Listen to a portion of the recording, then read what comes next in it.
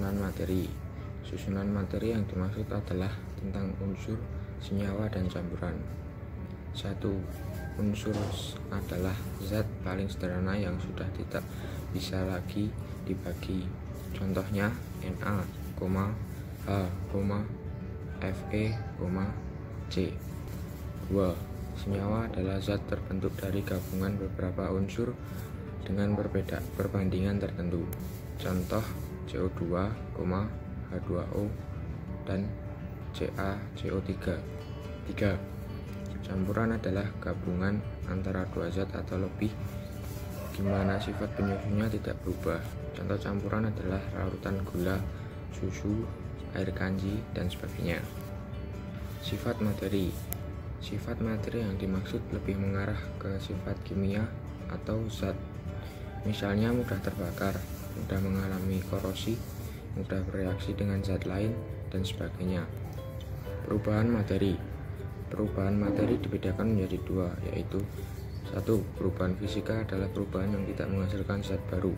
Contohnya lilin yang dibakar, es mencair, dan sebagainya.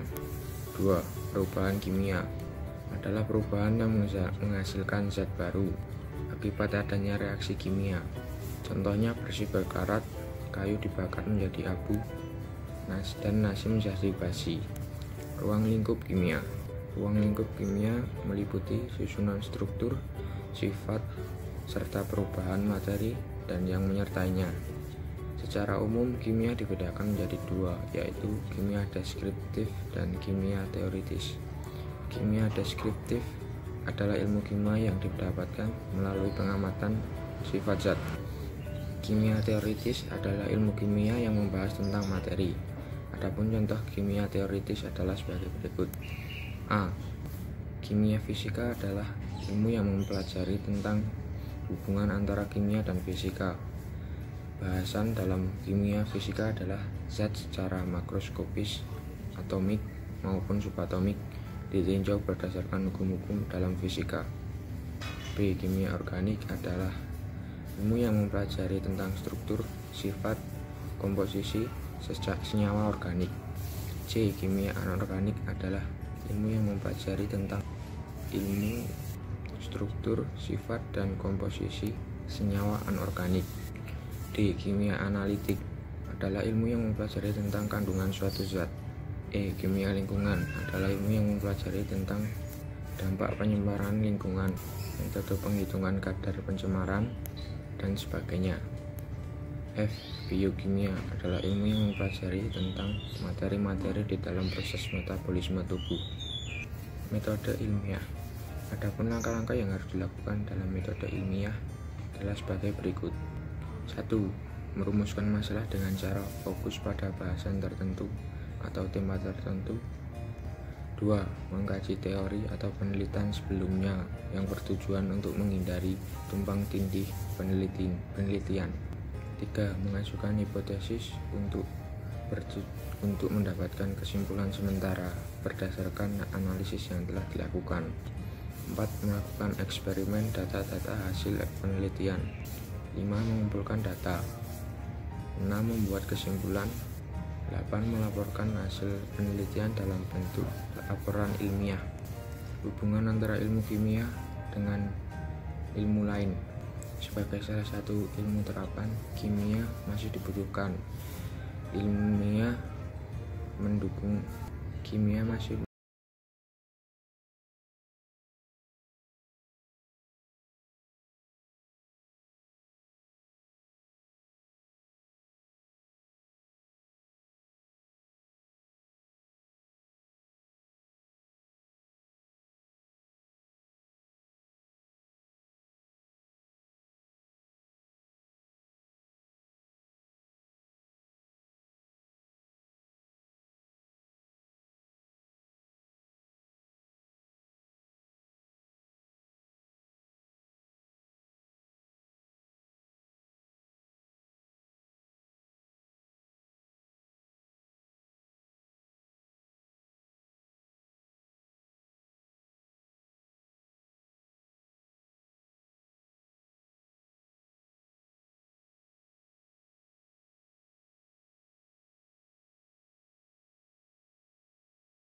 keaslian lukisan dibutuhkan ilmu kimia. 7. Bidang arkeologi. Peran kimia di bidang arkeologi adalah untuk menentukan umur fosil melalui perubahan inti radioaktif. Manfaat mempelajari kimia. 1. Memahami alam beserta prosesnya. Sebagai contoh, saat bernapas, oksigen akan masuk ke dalam tubuh. Di dalam tubuh, oksigen akan mengalami proses pembakaran agar dihasilkan energi.